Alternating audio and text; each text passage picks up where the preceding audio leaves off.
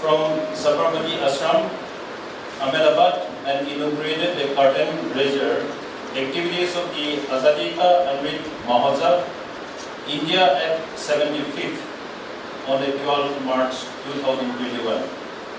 Addressing the gathering at Sabarmati Ashram, the Prime Minister noted the launch of the Azadi Ka Amrit Mahotsav 75 weeks before 15 August 2020, which will continue till 15 August 2023.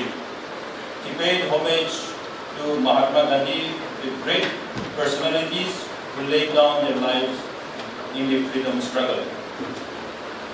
To commemorate the monumental occasion, all ministries and departments of the central government and the state government will host a set of activities for a resurgent Atmanirbhar Bharat, a self-reliant India.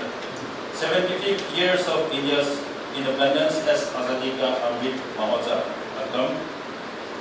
is an initiative to honor India's glorious history and unique diversity of language, culture, and people. To celebrate the stories of India's growth to a leading economic powerhouse, several activities, programs, and events have been planned for the iconic week. It is being celebrated by the Ministry of Labour and Employment between 7 March 2022 to 13 March 2022 to build a movement that activates Honorable Prime Minister Shri Narendra Modi's vision of India 2 and Atmanirbhar Bharat. These events are envisioned to build community connect, increase social interaction, and discover India's rich culture. The National Career Service Center for Scheduled Caste and Scheduled Tribe, Kohima, Nagaland, and the Directorate of Employment, Skill Development and Entrepreneurship, Government of Nagaland, in collaboration with the Women Resource Development, Government of Nagaland, HCL Technologies, and ELITE Academy Kohima jointly celebrate the iconic week by organizing career conference, pre-recruitment training, placement drive by HCL Technologies, and career seminar through virtual mode. We will also celebrate MykiFest, coinciding the International Women's Day on 8 March 2022 in collaboration with the Women Resource Department, Government of Nagaland. These are the key activities organized during the iconic week celebration on Azadi Ka Amrit Mahotsav. Thank you all. Field of aviation, tourism and hospitality, our number boys and girls are in very high demand in this market, because I think all across the country and even beyond India, till last week we have sent so many youths for example, like in 5-star hotels in the Arab countries, airlines, in different 5-star hotels, and like they are still asking for Naga youth for their employees. So since we know that government job is now saturated, I would advise all of you to just apply for those kind of trainings in placement. Another point is, just last time we received a proposal from IIT Madras, and for those engineering students, about 3 years ago, we sent 9 engineering students to IIT Madras, and after 3 months of higher level study, I think 5 of them were engaged in IIT Madras there itself. And 2, I think it's 2 or 3 now, were selected to go to China for further studies. So like that, our scope in our demand for Naga boys and girls are very high these days. And next year again, I think we're in discussion now. I'll have a discussion with our madam and come to a final discussion. I think we plan to send about 20 to 30 engineering students to IIT Madras again for electrical engineers, civil engineers, and the mechanical engineers. So engineering graduates will be sending them to IIT Madras again next year. So please be in the local, because I know our Nagas are second to none. We are second to nobody. We are equally brilliant, smart, and knowledgeable as the people in the mainland India. So always have the confidence. Have the confidence that we Nagas are second to none. Okay? It's God given. So I encourage all the youths here today, don't just demean yourself. You are one among equals. You are second to none. So that's it. So as we celebrate this iconic week and being a part of this program today, I think we'll learn something and go back home with some new learnings today. So I once again thank all of you for being here today, and especially to Madam for giving her time to be here with us. Your presence have added colors to this program, and especially to our media friends. Thank you so much. To our respected guest of honor, I would kindly request her to please stand up and receive a token of our appreciation.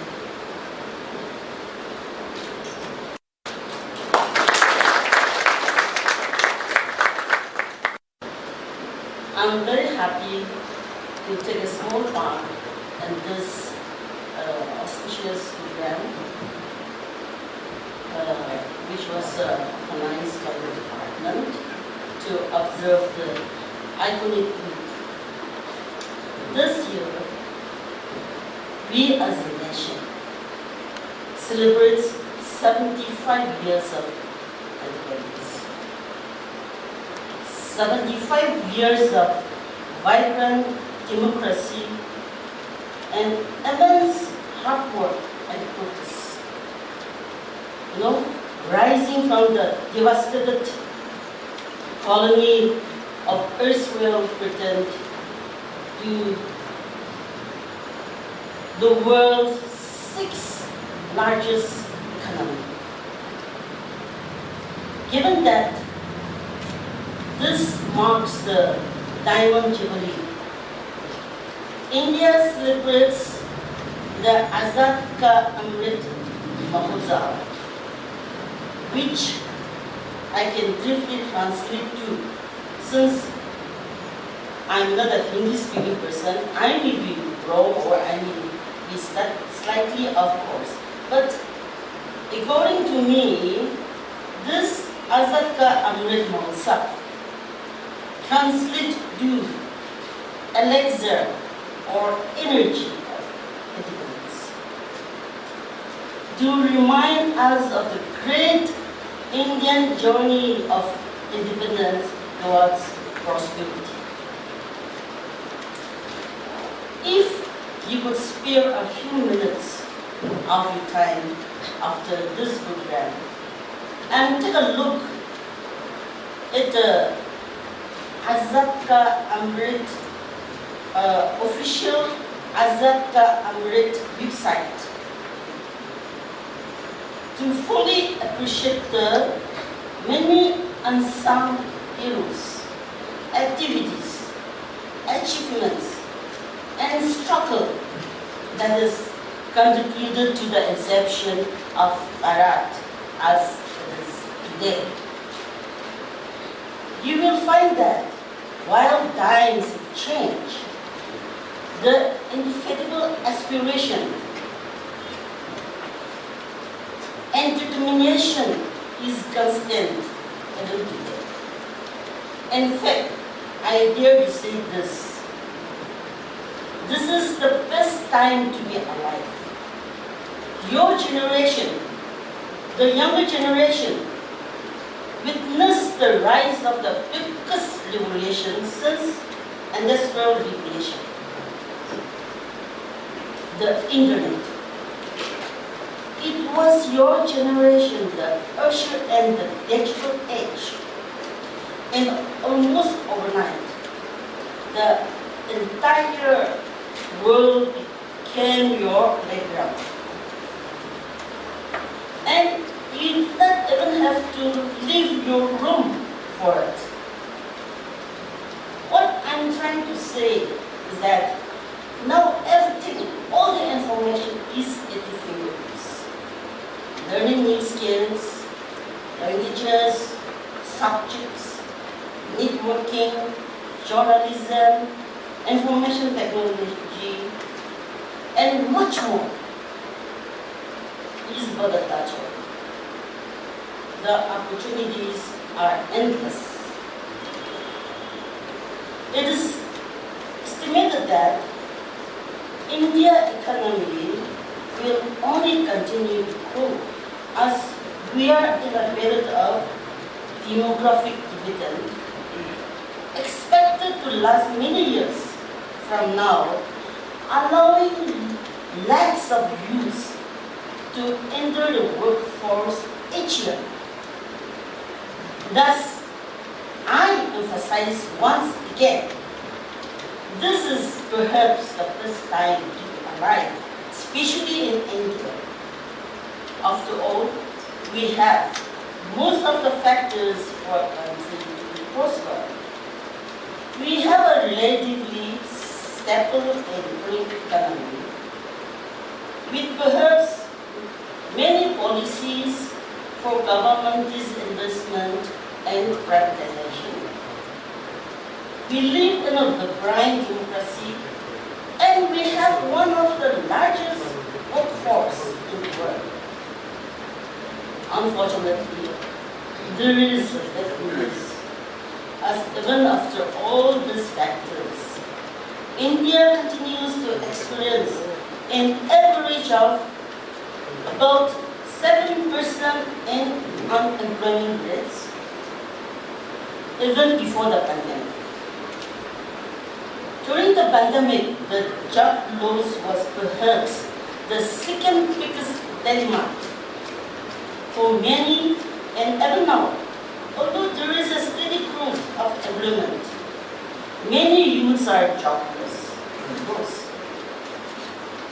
especially in our state, which ultimately ranks the highest in unemployment rate in the Northeast and second nationwide. Why is it so? Why is it so? There are many factors, but the one that stands out the most is the social pressure to get a good government job. Most of us want a good government job for security. And after what was witnessed of the loss of jobs in the private sector during the pandemic, it is justifiable in even a rational opinion. But can one of you tell me honestly, why a government servant is much better to that of a private individual or a small business owner? The father of our nation encourages self-reliance via cottage industries and the like. As our REO has rightly said, even today, we follow the policy of Atmanirbhar Bharat or self-reliance India.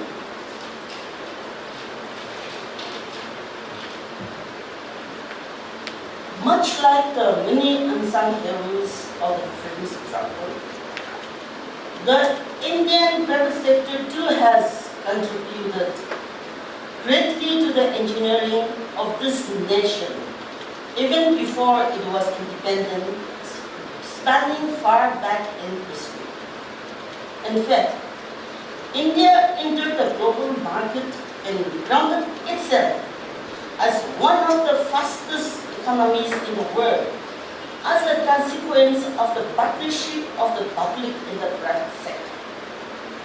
Saying this, we should follow this strategy of harmonious and balanced union and pursue not only public but also private sector employment. We should diversify our option because at the end of the day, it is better to have tried than to have never done at all.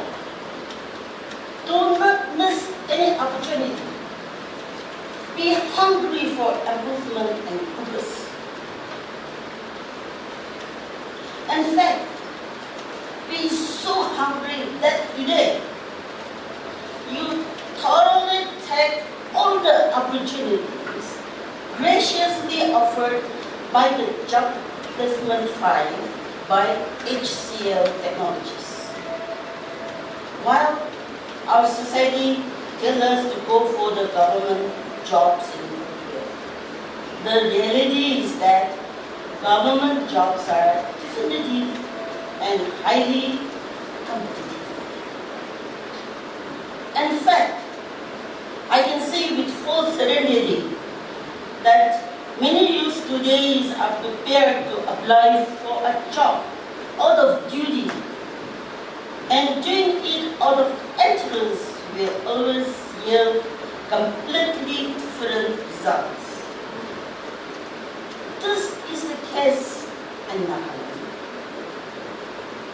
where the focus of one sector is more than the other, dealing the scale towards the public sector. It is high time that the balance is restored so that the youth of our state can be given a chance. I would like to end on a good note by citing one quotation, quote, "You never change things by fighting the existing reality. To change something, build a new model that makes the existing model obsolete." Unquote. Nagaland is young.